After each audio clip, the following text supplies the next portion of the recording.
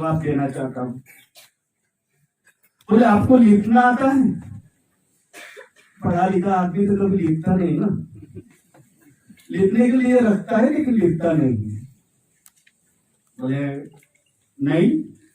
बोले आपको दूध निकालना आता है? बोले नहीं। आपको दही लगाना आता है? बोले नहीं। आपको घर का निकालना आता है? नहीं। ये सब कुछ मुझे करने आता है, इसलिए मैं आचार्य हूं। प्रश्न लिपि जैसा होता है, उसका कोई रूप नहीं होता है। प्रश्न कैसा भी हो सकता है जो दूध जैसा होता है, उसका अर्थ दही के समान होता है, जो खट्टा भी हो सकता है और मीठा भी हो सकता है। छाछ के समान स्पष्टीकरण हो सकता है, लोनी के समान संदर्भ हो सकता है और घी के समान व्याकरण हो सकता है। तो कई बार हम देखते हैं कि जो दिखता है हम उसी पर टिप्पा टिप्पणी करते हैं। जैसे मोदी ने कहा था प्रारंभ में, जब मैं सुन रहा था सर का, कि कई प्रकार के आक्रांताओं ने, क्योंकि यही हमारे लिए कमी है, तो शिक्षा जगत के जितने भी महानुभाव हैं, क्योंकि आप भी गुरु हैं। गु माने अंधकार, रू माने प्रकाश। रू होता है जिसे हम तेजस कहते हैं, जिसके वजस्वी और तेजस्विता से अज्ञान को दूर करके प्रकाश की ओर ले जाने वाले दर्शक प्रवर्तक, दर्शक भी होते और प्रवर्तक भी होते और विचारों के दार्शनिक और दार्शनिक भी होते हैं। क्योंकि इस भ्रम को हम ही दूर कर सकते हैं। इस भ्रम को अगर हमको दूर करना है और जनजातियों का विकास करना है तो आपको उन तक पहुंचना पड़ेगा। आप और हम नहीं जाएंगे, नहीं समझाएंगे। स्वार्थ के कारण कई आक्रांतिक शक्तियां, राज्य शक्तियां,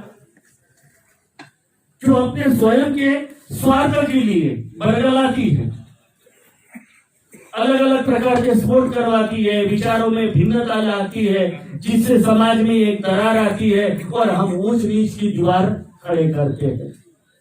कोई पुरुष ना तो या छोटा है, ना तो कोई पुरुष या बड़ा है, क्योंकि प्रकृति सभी को समान अधिकार देती है। इसका उदाहरण आप कभी जंगल में जाइए, हर पेड़ अपना योगदान बराबर देता है, जल योगदान बराबर देता है, माटी योगदान बराबर देता है, लेकिन हम ही लोग ऐसे हैं कि जो योगदान देने में गलती कर जाते हैं।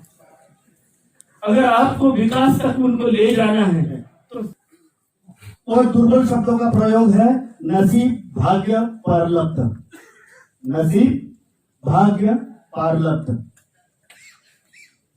क्योंकि हमारे पास अर्थार्जन करने वाली व्यवस्था नहीं होने के कारण हमारा युवक और युवती भी इन शब्दों का प्रयोग करते हैं। अगर कोई भी व्यक्ति 365 रुपए देता है, 5 लाख लोग एकत्रित होते हैं, 17 करोड़ 80 लाख होंगे और 5000 लोग इकट्ठा होंगे तो उनके स्वयं की बैंक होगी। फिर प्रश्न उठता है, स्वामी जी किसके लिए? ये जो हमारे समाज में युवक और युवती है, उनको शून्य दर पर विकास तंत्र, उनका विकास करने के लिए। गणपति आते हैं तो हम 500 रुपए देते हैं, दुर्गा जी आते हैं 1000 रुपए देते हैं, लेकिन इस युवक और युवतियों के लिए नहीं देते कि जो दुर्बल शब्दों से हम दूर जाए।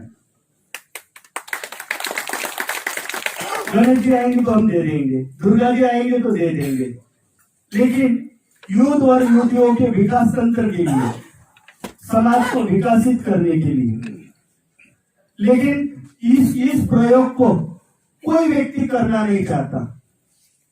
इसका कारण है मैं सत्य भाष्य नाम का ग्रंथ लिखता हूं,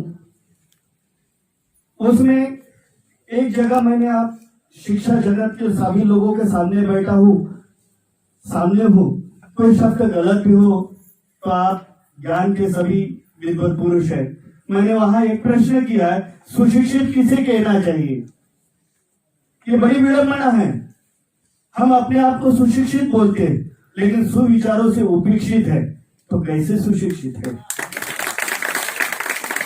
केवल शब्दों का हमें परिचय हुआ, शब्दों का परिचय हुआ, लेकिन हम अनुकरण प्रिय नहीं है।